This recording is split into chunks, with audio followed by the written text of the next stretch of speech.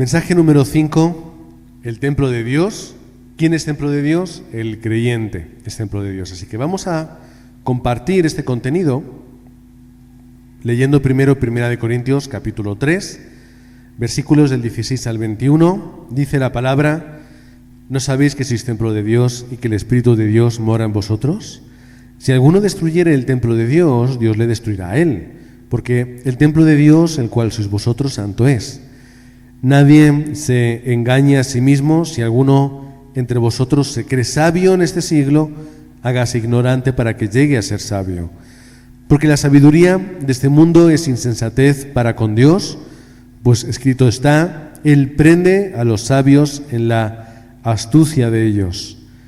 Y otra vez, el Señor conoce los pensamientos de los sabios, que son vanos. Así que ninguno se gloríe en los hombres. Vemos que el valor del creyente no está en su capacidad o en lo que como el mundo le ve, sino que el valor del creyente está en ser templo de Dios y del Espíritu Santo. Esta es la respuesta. Este es el valor que realmente nosotros tenemos que buscar. Llegando a la última parte, que es el versículo, lo terminamos ahí de una forma un poco abrupta, pero funciona: que nadie se gloríe en los hombres. Es decir, esto nos coloca a nosotros en el lugar que nos pertenece. No porque seamos grandes y poderosos, sino porque somos templo del Espíritu Santo, somos morada de Dios. Cuando pensamos en nuestro valor, tenemos valor por esto. Porque Dios está con nosotros, porque Dios nos ha escogido, porque Dios nos ha llamado. Así que de esta forma vemos que en el mundo hay mucha gente sabia, poderosa y capaz, pero tienen que olvidarse de aquello para poder conocer a Cristo. Y me gusta ver gente famosa que son creyentes, entendiendo que todo lo que han alcanzado en su vida al final es algo vano o es banal en comparación con conocer a Cristo. Hay ahora vemos, como hemos estado hablando del Mundial, pues hay muchos futbolistas que ahora muestran su fe y la comparten, y me pareció muy divertido que en redes sociales sale una persona y dice: qué curioso que Brasil, la selección de Brasil, la todopoderosa Brasil, lleva una etapa muy mala futbolísticamente, que coincide con que muchos de sus futbolistas son evangélicos, ¿no? Como diciendo que por culpa de su fe ellos ahora están jugando mal al fútbol, ¿no? Es una tontería, porque siempre ha habido muchos evangélicos en Brasil y en la selección en todos los tiempos, y esto al final lo que denota es odio. Cuando tú estás cargando sobre una minoría o un grupo culpas y cargas que no le corresponden, pues eso es un delito de odio, técnicamente. O sea que estamos hasta ese punto viviendo en la sociedad. El valor de esas personas que dicen ser creyentes, que siendo futbolistas o lo que sean, no es lo que son y lo que hacen, sino luego cómo ellos dan la gloria a Dios.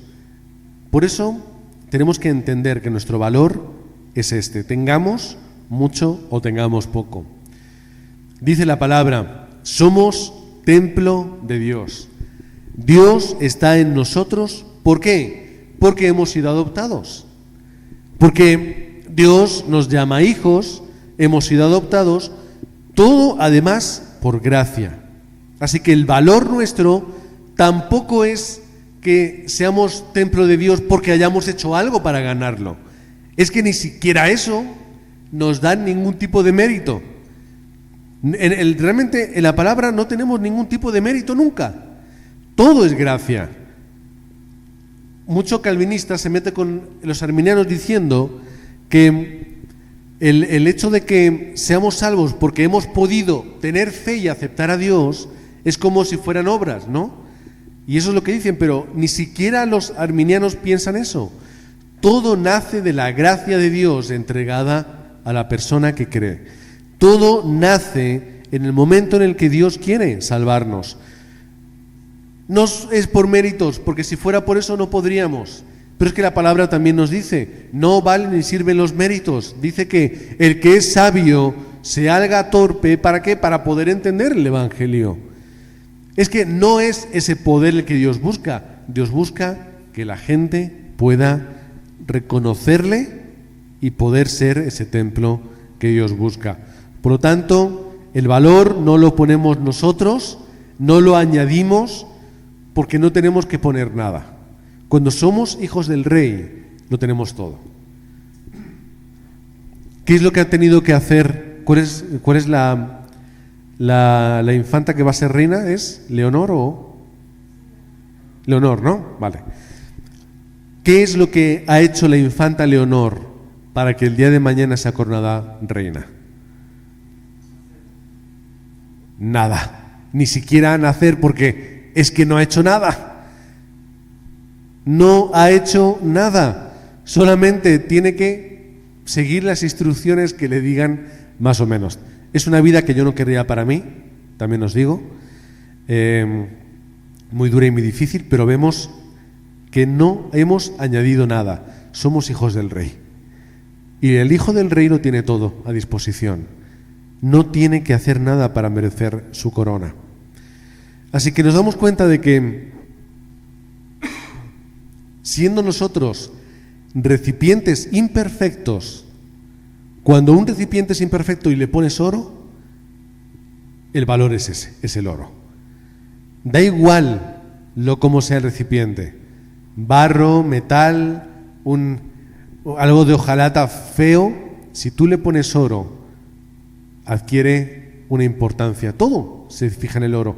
Ahora, un recipiente bonito, perfecto, agradable, bien hecho, si le pones basura, nadie lo quiere. No tiene ningún valor. Si a esa basura es desagradable, son restos de comida, es caca, nadie querría ni siquiera tocar ese recipiente. Ni lo tocas. Por eso yo prefiero ser un recipiente imperfecto, en el cual Dios vive, santifica y purifica, y por lo tanto yo adquiero ese valor. Así que vemos un poco la diferencia entre lo que el mundo busca y lo que nosotros buscamos. No es que busquemos ser imperfectos, sino que a pesar de lo que somos, tenemos valor porque Dios mora en nosotros.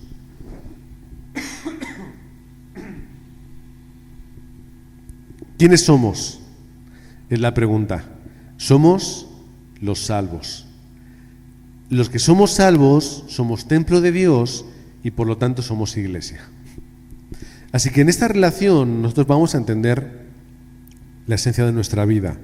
Hay un montón de versículos, por ejemplo, 1 Corintios 3:16, somos templo de Dios, y eso, ¿qué es lo que cómo impacta en nuestra vida? Vemos cómo primero recuperamos Génesis 1:27. Génesis 1:27 nos habla de cómo hemos sido creados y para qué. Y lo recuperamos. Volvemos a tener comunión con Dios, volvemos a tener valor, volvemos además a tener un propósito de vida, tenemos autoridad, no al 100%, pero recuperamos esa bendición.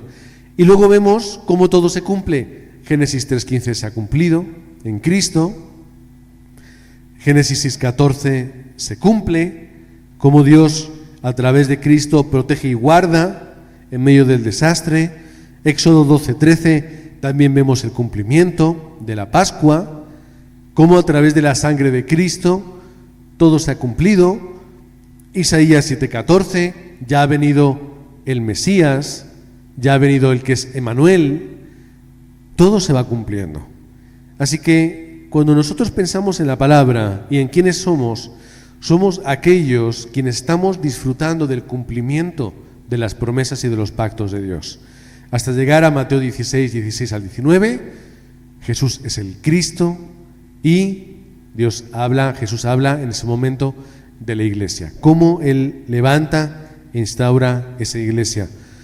Y a partir de Mateo 16, ahí ya estamos nosotros. Nosotros somos herencia y estamos en ese Nuevo Testamento. El Nuevo Testamento se dejó de escribir Pero la historia se sigue relatando, nosotros estamos aún en ese tiempo de la historia. Así que somos templo de Dios, aquellos en los cuales se cumple toda la palabra del Antiguo Testamento. Somos la unión de los que somos salvos. Esto es importante. La unión de los que tenemos a Cristo es lo que se llama iglesia. Mateo 18, el 18 al 20, donde están 2 o 3 congregados en mi nombre, que dice, yo estoy en medio de ellos. Como siempre recordamos, ese texto tiene un contexto particular, pero el principio bíblico también lo deja ahí. Y es que en la unidad, aunque sea tan simple como de 2 o 3 personas, ahí está Jesucristo. Éxodo 6 al 14, capítulos 6 al 14, vemos la unidad del pueblo dentro de ese pacto. Y en medio de ese pacto, Dios obra con grandes milagros. Eso es una respuesta enorme, porque cuando el pueblo se une y sigue lo que Dios manda, Dios obra de una forma grande. Lo vemos en el Éxodo, sobre todo en particular en esos capítulos. También lo podemos ver en Josué, capítulos del 3 al 6, victorias sobre cruzar el río Jordán, como hicieron con el mar, y también la victoria de Jericó. La unión del pueblo dentro del plan de Dios trae respuestas. Ester 4, del 1 al 14, ¿qué es lo que hizo? Mi pueblo no puede perecer, me voy a jugar la vida para salvarles. ¿Qué es lo que dijo ella? Que todos estén orando por esta situación. Enviad comunicaciones para que todos oren, porque yo me voy a enfrentar y voy a jugarme la vida por ellos. La oración unida trae respuesta. Hechos capítulo 2, primeros 13 versículos, un poco la creación a través del aposento alto, el acto de Pentecostés, levanta la iglesia para ser lo que es hoy. Pero ¿cómo nace? A través de la unión, a través de la unidad, juntos en el aposento alto, orando, recordando las palabras de Jesús, esperando la promesa. Por lo tanto, la unión de los que tenemos a Cristo y de los que estamos dentro de su pacto es lo que hace que tengamos valor y lo que hace que Dios se movilice. Luego está el campo de los que son salvos. ¿Cuál es el campo? Lo podemos ver en Génesis 39. El campo de José pasó de ser una región de Canaán donde no había nada a la mayor civilización que había en aquel tiempo, como era Egipto. Daniel capítulo 6, ¿cuál fue el campo de Daniel y de los otros remanentes? Babilonia, el gran imperio que estaba dominando y que estaba conquistándolo todo. Mas luego también los medos y los persas que conquistan lo que era Babilonia, y Daniel sigue impactando hacia ellos. Hechos capítulo 18 del 1 al 4, Corinto. ¿Cuántos problemas había en Corinto? ¿Cuántas dificultades? Pero sin embargo es un lugar donde había remanentes, había personas preparadas, había el campo donde ellos tenían que llegar a recibir respuesta, donde se encontraba con otras personas abiertas a escuchar el mensaje del Evangelio, discípulos que no habían escuchado completamente el mensaje, pero ahí cuando llega el apóstol Pablo, les transmite el mensaje, llega el Espíritu Santo sobre ellos y son bautizados. Vemos cómo la iglesia estaba siendo levantada. El apóstol Pablo tiene que decirle a Priscila y Aquila, quedaros en esta ciudad porque hay trabajo que hacer. Yo tengo que seguir el viaje, pero permanecer aquí.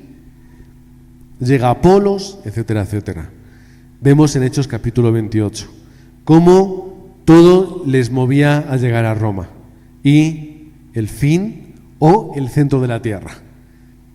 Porque era un lugar especial y absoluto. Roma era el lugar a través del cual todo se iba a conquistar. Y ha sido así. Gracias al Evangelio que llegó a Roma, se estableció, permaneció y se expandió por todo el mundo. Luego se malogró, pero bueno, cosas que pasan. Donde están los reunidos, o donde los reunidos dan culto, o como lo he puesto, a ver, donde reunidos dan culto, ¿quiénes? Los que son salvos. Quizá podremos reformular ese punto número 4. Hechos capítulo 2, comienza la iglesia primitiva. ¿Cómo comienza? En culto. Comienza dando culto a Dios. Hechos capítulo 11, se levanta el ¿qué? La iglesia de Antioquía, que hizo la misión de la evangelización del mundo. Romanos 16, del 4 al 5, la iglesia de los colaboradores de Pablo y de Roma.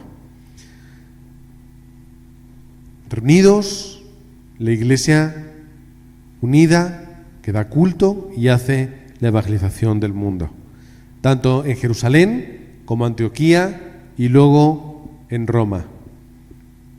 ¿Cuál es el valor de los creyentes? Que se unan, den culto y hagan la evangelización del mundo. Y terminamos con este primer punto. Dice la morada final de los que son salvos. ¿Cuál es la morada final? Pues sabemos, como dice la palabra, que nuestra ciudadanía está en los cielos, y luego vemos en Apocalipsis capítulos 21 y 22 ese cielo nuevo y esa tierra nueva, con este cuerpo nuevo que Dios va a hacer, viviendo por la eternidad con Dios en unidad. Podemos leer cómo la palabra de Dios nos habla sobre ello. Él dice que aquí el tabernáculo de Dios con los hombres, y Él morará con ellos, ellos serán su pueblo, y Dios mismo estará con ellos como su Dios.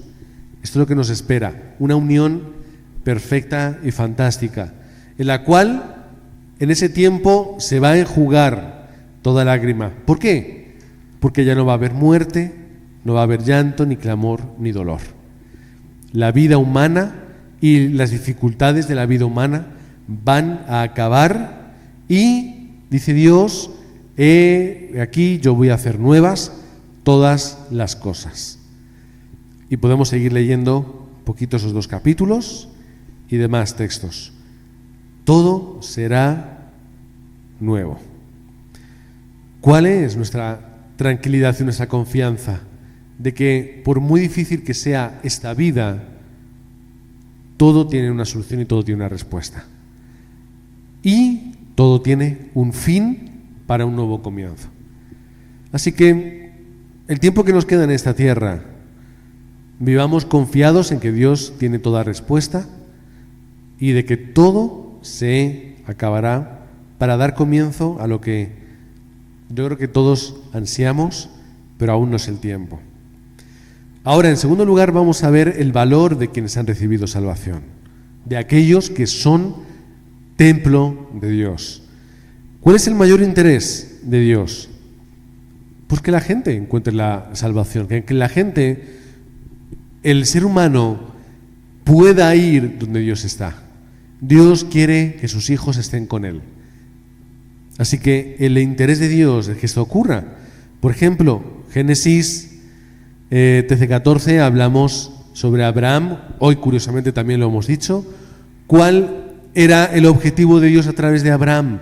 Crear una nación para que esa nación sea de bendición para las familias o a las naciones de la tierra, para que sea luz.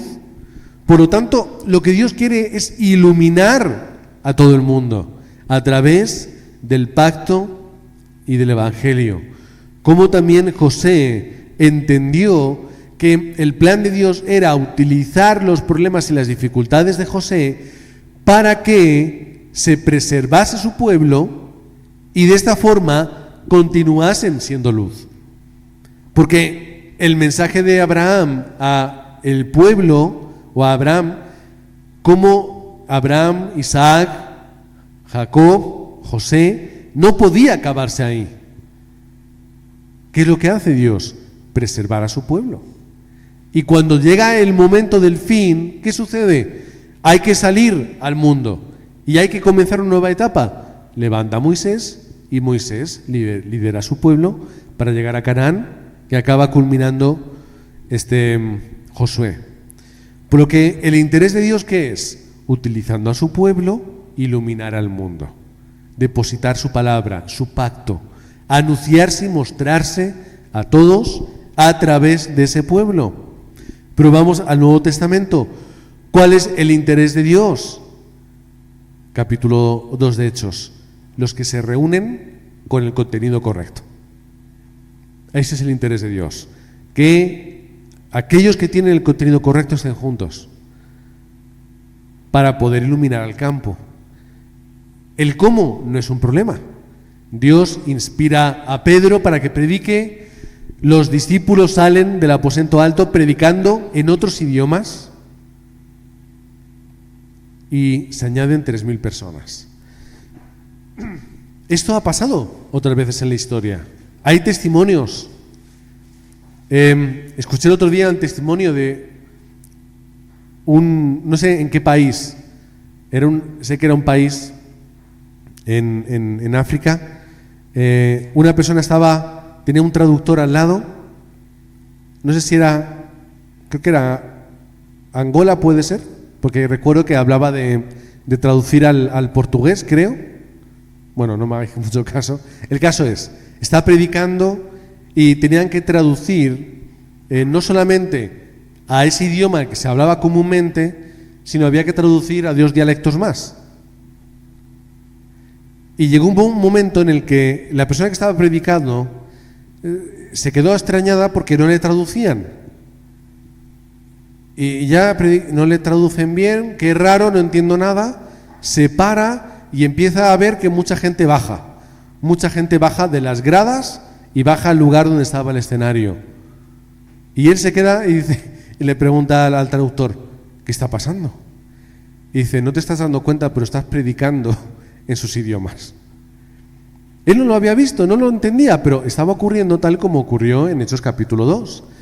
Una chica hablando lo que hizo su abuelo. Su abuelo se fue a la selva, a las tribus, a hablar con ellas, a predicarlas, y en un momento también ocurrió algo muy parecido. El traductor se queda callado, el que conocía el idioma y el dialecto, y él se queda sin entender, y cuando se quiere dar cuenta, él estaba predicando en el dialecto de esa tribu. ¿Qué quiere decir? Que Dios va a mover cielos y tierra para que el mensaje llegue. Pero tiene que haber personas que se levanten. Tiene que haber gente que de una forma individual o colectiva, que siendo salvos templo de Dios, quieran compartir el Evangelio. Incluso en situaciones tan difíciles como lo hizo Esteban, costándole la vida. Muchos de esos misioneros mueren. Hay muchos testimonios de misioneros que han muerto, siguen muriendo todos los días, creyentes en este tipo de países. Pero hace falta que se levanten, porque ellos saben que siendo templo de Dios no tienen que temer nada, ni siquiera a la muerte. Y vemos cómo hay testimonios, algún día podremos buscar alguno, de un misionero se va con su familia a un país del sudeste asiático, lo matan al misionero, creo que no sé, también a la mujer, y las hijas con el paso del tiempo vuelven a ese país y hacen la misma labor. Y se encuentran, predican y salvan a aquellos que habían matado a su padre. Y todos comienzan un ministerio que se extiende por el país. Personas que se levantan como ellos. Personas que ya hemos recibido salvación y que nuestro valor consiste en ¿qué? En ofrecerla a los demás. La iglesia de Antioquía también. Hemos recibido un mensaje en Jerusalén. Vamos a Antioquía a levantar una iglesia para la evangelización del mundo. Y el apóstol Pablo, entregando su vida en Roma, disponiéndola para que le maten, pero él iba a cumplir lo que Dios quería, testificar ante el César en Roma. ¿Cuál es el valor de los que tenemos salvación? No hacer otras cosas. No hacer otras cosas. Salmo 81. Mira y escucha solamente a Dios. Solo, concéntrate. Mateo 16. No es lo que como el mundo ve a Cristo. Es tener la confesión y tener la correcta o el correcto contenido de Cristo. el Cristo, el Mesías, profeta, sacerdote y rey. Hechos 8:29, ser sensibles al llamado y a la guía del Espíritu. Ser sensibles a escuchar lo que Dios quiere para nosotros, a dónde nos quiere llevar Dios. Y esto es lo que hizo Felipe, ser sensible al plan de Dios, sea como fuese. Hechos capítulo 4, versículo 8, ser llenos del Espíritu Santo para vencerlo todo, como los apóstoles hicieron en aquel momento, vencerlo todo, porque estaban llenos del poder de Dios. Llegamos a Filipenses 3, no vamos a leer los 20 versículos, pero al menos sí una pequeña parte. Dice, y aunque yo tengo también de qué confiar en la carne, si alguno piensa que tiene que confiar en la carne, yo más. Y ahí da su lista de galardones, conforme el judaísmo. Pero en el versículo 7, segundo párrafo, todo lo que era de valor antes, ahora yo lo despojo, porque Cristo es más importante que todo eso. Mucho más importante. Le da igual que ya no pueda acudir a todo aquello, porque ya no podía acudir realmente como valor. Ya el valor de Pablo, ¿cuál era? Que tengo a Cristo, que soy templo de Dios. El valor de Pablo no era lo que su raza, su herencia y todo le había dejado. El valor era que yo soy de Cristo. Por eso tenemos que recordar que el mayor tesoro de todos es solo Cristo. Y ya lo tenemos. Por lo tanto, no hay que buscar nada más en la vida. No tenemos que buscar nada para sentirnos llenos, para sentirnos complacidos.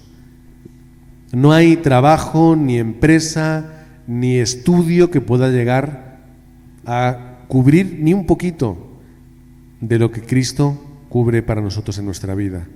Así que tengamos fuerte la identidad que vence al enemigo. Efesios 2, del 1 al 6, nos dice en el primer versículo que Él nos dio vida a nosotros cuando estábamos muertos en delitos y pecados. Así que en medio de la destrucción que Satanás provoca, estamos vivos, pero solamente porque Cristo nos ha dado vida. Solo. Versículo 2, en otro tiempo anduvimos en la oscuridad y en la obra del enemigo, pero ahora, ¿qué sucede? Versículo 6, que hemos resucitado, es decir, hemos vuelto a nacer, somos una nueva criatura en Cristo, y no solamente eso, sino que nos coloca, ¿en qué? En los lugares celestiales con Cristo Jesús. Tenemos una garantía de estar en la presencia de Dios juntamente con Cristo. Por lo tanto, nada puede aguantar la obra de Cristo. Es absoluta y perfecta. Colosenses 2, del 13 al 15, habla de ese acta, ese documento acusador que estaba en nuestra contra, pero que Cristo lo clavó en la cruz, desautorizándolo completamente, dándole ese cumplimiento que lo finaliza y además haciendo un desfile triunfal. Sí, de muerte, de sufrimiento, de dolor, pero eso fue el desfile triunfal, cuando Cristo finalmente resucita de entre los muertos y se presenta a sus discípulos, y como dice el texto, creo que Pablo menciona, creo que eran 500 personas, no sé si era la cifra, pero 500, 300, 500, creo que eran 500 personas que habían dado testimonio de haber visto a Cristo resucitado. Y Pablo dice, de los cuales hay algunos aún entre nosotros. Testimonios vivos de personas que habían visto a Cristo resucitado. Y en todo ese testimonio, que es mencionado por el historiador Flavio Josefo, nunca nadie se levantó a desmentirlo. Nunca nadie se atrevió a levantar ningún testimonio en contra de ello. Más textos. Juan 8:44, no somos de nuestro padre el diablo, somos hijos de Dios. Nuestra identidad, herencia, ha cambiado completamente. Juan 10:19, tenemos la autoridad, pero en Lucas 10:19 tenemos autoridad sobre las fuerzas del enemigo. En Marcos nos habla de la autoridad de los demonios, ante los demonios. Tenemos Hechos 13, 16 y 19, donde la brujería, adivinación, el problema con los demonios, enfermedades, todo restaurado y solucionado en Cristo. Todo. Y llegamos al punto de cambio radical en nuestra vida. Juan 1:12. Solamente recibiendo a Cristo y creyendo en Él, somos hijos de Dios. Romanos 8:2. Ya no estamos bajo la ley del pecado y de la muerte. Dios nos ha librado de ese problema. Estamos bajo la ley del Espíritu de vida en Cristo Jesús. Un poquito más adelante, en Romanos 8, hijos y herederos del Espíritu. Juan 8:32, la verdad os hará libres. ¿Pero qué verdad? La verdad de Cristo y del Evangelio. No hay otra verdad. Efesios 6, de 10 al 20, como predicamos hace unas semanas, la victoria del mundo espiritual con esa armadura que Dios nos provee. Así que terminamos pronto hablando de la oración de la Iglesia. ¿Cómo tiene que ser la oración de aquellos que han sido salvos y somos templo del Espíritu Santo y de Dios? Primero, ¿qué tenemos que confirmar? Tenemos que entender que las dificultades son normales. Si yo entiendo que las dificultades y los problemas son cotidianos y normales, entonces mi oración va a cambiar. También que tenemos que entender el arrepentimiento. Yo tengo que ver mi estado y mi error. Es decir, veo el mundo, hay problemas, es normal, pero también tengo que ver los míos. Para que cuando yo me acerque a Dios, no vaya con queja, no vaya con miedo, con angustia, no vaya enfadado, sino que yo también entienda mis faltas y lo que yo tengo que hacer como responsabilidad. Señor, ¿por qué no me has llevado a la iglesia? ¿Dios qué te va a responder? Haberte puesto la alarma. Madruga, no te acuestes tarde. Tengo que ver primero mi estado espiritual.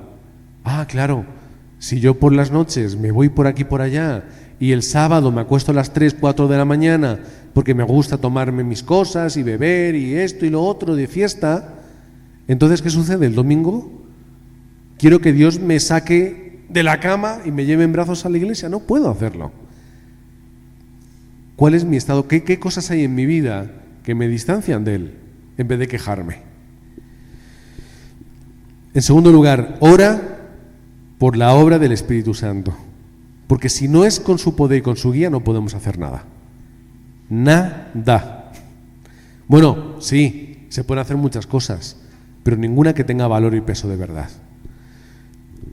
Orar por lo que es nuestro, el campo y el evento que Dios me ha dado. ¿Dónde estoy y a quién Dios me ha dado? Los otros, de momento no los conozco, pero a quien Dios me ha puesto, oro por ellos. Y el lugar también, y las circunstancias también.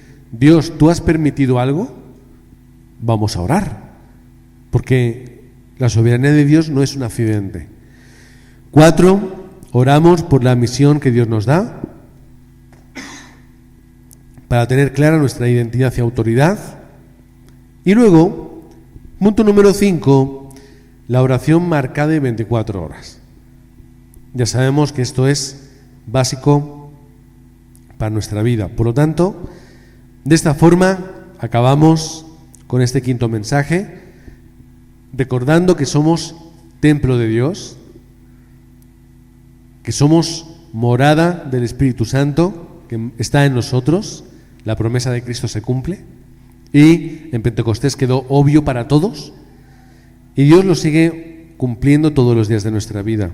Por lo tanto, que podamos vivir como templo de Dios. ordenado, limpio y útil para su obra. ¿Y que su obra cuál es? Iluminar, como hemos leído esta mañana, bendecir a todas las familias de la tierra. Padre, gracias porque no somos únicamente seguidores de una religión, no somos adeptos a un culto, no somos servidores a través de sacrificios para intentar llamar la atención de un ser superior. Somos tus hijos y tú eres nuestro Padre. Y además, siendo tan imperfectos, a través de Cristo nos has limpiado y lavado. Y has hecho de nuestra vida un lugar en el que tú estás morando. Padre, no somos nada para que tú vengas a morar en nuestra vida. No somos dignos de tu presencia. Pero a ti te ha placido, Padre, darnos esta bendición. No es una bendición gratis. Cristo ya pagó por nuestros pecados. Cristo, a través de ese acto, purificó nuestra vida, mientras que nosotros, aceptando y creyendo, somos regenerados. Nuestra identidad cambia. Gracias, Padre, porque no somos los mismos. Somos diferentes. Somos mejores. Somos tu pueblo. Oramos, Padre, para que podamos vivir como tal, llevando tu luz a las naciones y predicando que Jesús es el Cristo. Oramos en el nombre del Señor Jesucristo. Amén.